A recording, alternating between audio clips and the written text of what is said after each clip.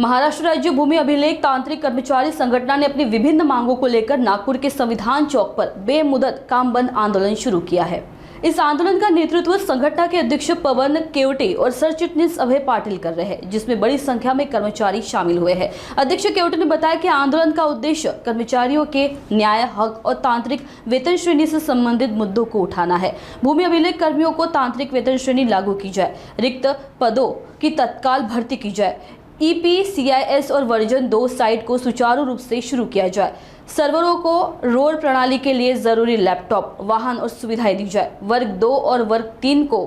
पदोन्नति तत्काल की जाए। संगठन की मुख्य मांगों में शामिल है। इस आंदोलन से विभाग में कार्यरत कंत्राटी कर्मचारियों में भी असंतोष देखा जा रहा है। महाराष्ट्र राज्य भूमि अभिलेख तांत्रिक कर्मचारी संघटनेने आज संघटनेतर्फे अध्यक्ष मी पवन केवटे 15 तारखेपासून जो संप पुणे विभागाने पुकारलेला होता आणि त्या संपामध्ये 26 तारखेपासून विदर्भ भूमी अभिलेख कर्मचारी संघटना सुद्धा उतरलेली होती आणि आज 3 तारखेपासून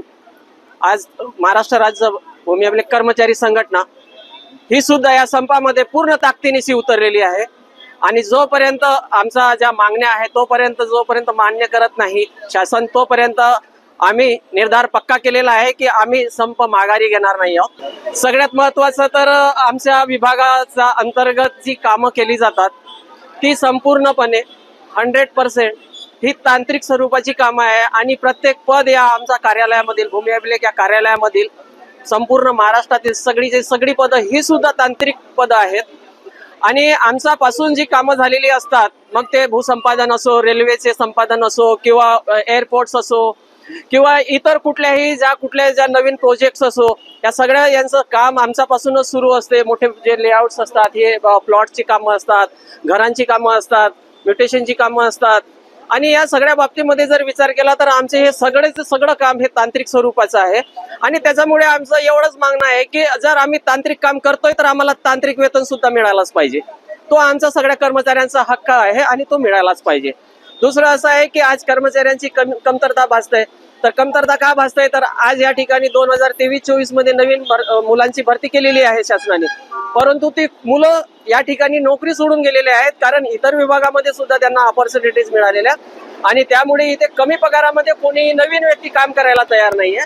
त्याच्यामुळे जी पदं भरलेली होती ती परत रिक्त झाली। मग एका पदावरती एका व्यक्तीला 2-2, 3-3 टेबलची कामं केली जातात आणि अशा वेळेस कामाचं प्रेशर पडते आणि जनतेची कामं वेळेवर न दिल्यामुळे काय होतं तर जनतेचा रोज सुद्धा आमच्या कर्मचाऱ्यांना सहन करावा लागतो आणि त्याच्यामुळे आमचं एवढंच म्हणणं आहे की आम्हाला लागणाऱ्या सोयी सुविधा, लॅपटॉप्स असतील, रोवर्स असतील किंवा इतर सामुग्री आहे, ऑटोकॅड आहे, डेटा आहे, नेटचा डेटा आहे, कारण डेटाशिवाय आज वर्क होत नाही। 3G 5G जे काही द्यायचं आहे गव्हर्नमेंटला, या सगळ्या गोष्टी आमची जी लोक मोजणी करायला जे शेतात जातात, पहाडात, शेतात, पाण्यात, चिखलात सगळ्याच ठिकाणी जातात, जिथं कोणी पोहोचत नाही तिथे आमची लोक नक्की पोहोचतात आणि त्या सगळ्या गोष्टीचा सर्वे करून येतात आणि अशा वेळेस त्यांना जाण्या येण्यासाठी कुठलं साधन नाही आहे। जर स्वतःचं साधन जर कुठे जात असेल तर यांना जाण्या येण्याचा जो पेट्रोलिंग असतो, भत्ता असतो, तो सुद्धा देत नाहीत, तो सुद्धा त्यांचा वेतनातून कपात केला जातो, त्यांना खर्च करावा लागतो आणि या स्वरूपामध्ये असून सुद्धा जर प्रत्येक गोष्टीची जर कर्मचाऱ्यांना झळ पोहोचत असेल तर मग आम्ही शासनाचं काम करतो तर आम्हाला आमच्याविषयी शासन का विचार करत नाही, एवढ्याच मागण्या आहेत आमच्या।